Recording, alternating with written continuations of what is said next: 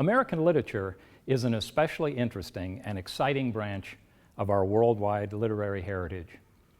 In the 21st century, the United States of America is the dominant power politically, culturally, and militarily. And that fact alone explains some of today's interest in American literature. People try to account for America and better understand America by studying its literature. Nevertheless, as successful as the American experiment has been, most people, even college-educated people, have a shallow and superficial knowledge of the American literary patrimony. America's widespread ignorance of its past feeds popular misunderstanding. In this American literature course, we will confront some of the popular myths and misconceptions about Americans and their literature. Consider a few commonplace ideas about America. Many people believe that the American settlers introduced slavery to the New World. Another popular belief is that America was largely uninhabited and presented vast empty spaces and plentiful untouched resources ready for the picking by 17th century European settlers. Another often repeated view is that American Indians in pre-Columbian times were living harmoniously, in peace with each other and at one with nature. This concept of the American Indians' veneration of nature was clearly depicted in a long-running public service media campaign launched in 1971, depicting a man in Indian dress crying over litter. More recently, many people in the 21st century, following anti-colonialist theory, see European settlers as capitalists and colonizers who came to America on a mission to expand European influence. Were America's founding fathers, such as George Washington, John Adams, Thomas Jefferson, and Benjamin Franklin, supporters of slavery and morally ambivalent about its continuation in America?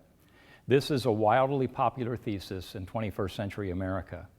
These and other questions will intrigue us as we complete the course, and our view of our heritage, both its literature and its history, will evolve. If you read and contemplate the implications of our assigned texts, you will be surprised, enlightened, and perhaps transformed by what you will learn. That's a pretty bold promise, but if you engage these materials with a sincere desire to learn, this course will not disappoint. But before we begin our journey, let me make a few introductory remarks about our subject, American literature. What do we mean by American literature? What is literature, and what makes some literature American while other literature is not? Literature can be defined as any text of significant or lasting artistic value. By this definition, a cake recipe or an account ledger would likely not make the cut as literature. But even a political document or speech, such as the Declaration of Independence or Lincoln's Gettysburg Address, would qualify. As a practical matter, American literature is usually confined to texts written or produced in the United States, including its preceding colonies prior to the American Declaration of Independence. But some literary critics, philosophers, and historians have restricted the subject matter even further. For example, the 19th century author and philosopher Ralph Waldo Emerson wrote that American literature needed to be uniquely American. In his speeches and writings, he complained that American literature did not really yet exist in his time.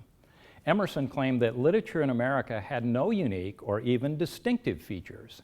He thought that contemporary literature from America could, in fact, be written by anybody in Europe, anywhere in Europe. Emerson was uneasy because he believed that American writers were merely carrying on European traditions.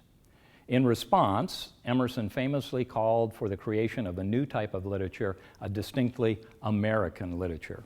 In his now famous address to the Phi Beta Kappa Society at Harvard, Emerson proclaimed, "Our day of dependence, our long apprenticeship to the learning of other lands, draws to a close. The millions that around us are rushing into life cannot always be fed on the sere remains of foreign harvests." Emerson believed that America needed a break from the past and a new and noble project to remake America in a totally American image. Is the only thing different about American literature the simple fact that it is being scribbled to paper on American soil? No, claimed the Sage of Concord. Still, by his highly restrictive definition, one might argue that Walt Whitman is the first to write text that really qualifies as American literature. In our course, we will examine some of Emerson's arguments. Nevertheless, I do not consider valid Emerson's restrictive argument about what makes literature American. By his definition, the Declaration of Independence would not qualify as American literature because its inspiration came from European authors such as John Locke and Thomas Reed. In fact, the traditional definition of American literature is also too restrictive. Written on American soil? Should we exclude the Mayflower Compact from American Lit because it was written aboard ship and agreed to before the Pilgrims landed? Must we exclude Christopher Columbus's journal of his first voyage because it was partly penned during the Atlantic crossing and he missed mainland America? Is Herman Cortez written out of American Lit because he sailed from what we know as Cuba and landed in what we now call Mexico? Are John Adams's writings from France or England something other than American literature? What about those foreign-born texts of Benjamin Franklin or Thomas Jefferson? When pilgrims, settlers, explorers, or adventurers came to the New World, they knew nothing about our later political divisions, such as the United States, Canada, Mexico, Cuba, the Bahamas. They came to the New World, and their journeys and experiences, their many individual stories, are part of a single story, Europe's discovery, exploration, and settlement of that world. Breaking up these stories in some artificial division based on political events hundreds of years later makes little sense. There is simply no reason to forfeit the story of the French settlement of, say, Quebec in 1608, because that French settlement eventually became part of an English colony, now the independent nation of Canada.